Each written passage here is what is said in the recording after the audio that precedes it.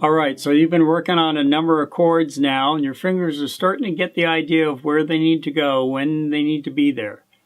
But we've been doing things in a certain way so far where very methodical, one note at a time, one string at a time, one finger at a time, and that's a great way to start. But I want to give you a heads up about something. When we start playing music, when we start using these chords to play songs, it's going to be a very different experience. Instead of placing your fingers one at a time, you're going to need to get all your fingers where they need to go simultaneously. So that's quite a big game changer.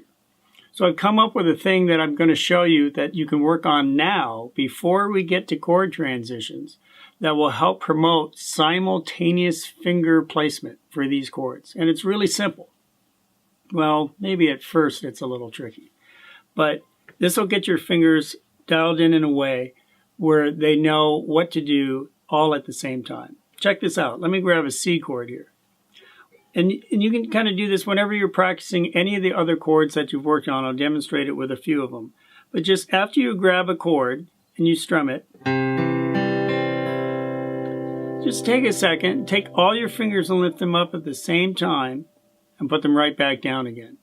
And maybe about 1/8 of an inch or so. It doesn't have to be very far, just off the strings.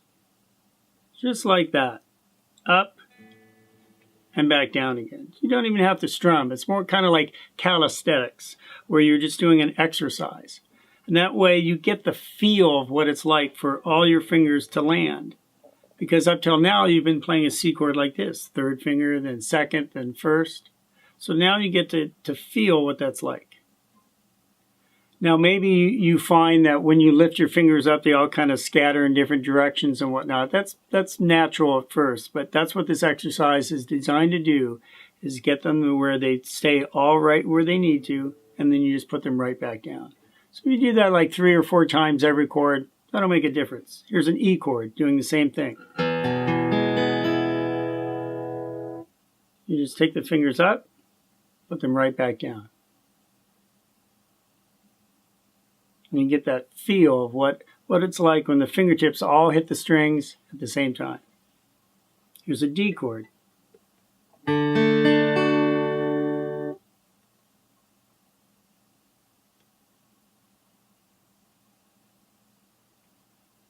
Here's the G chord. Now the fingers are really far apart here, so this one's always interesting. Just keep that shape.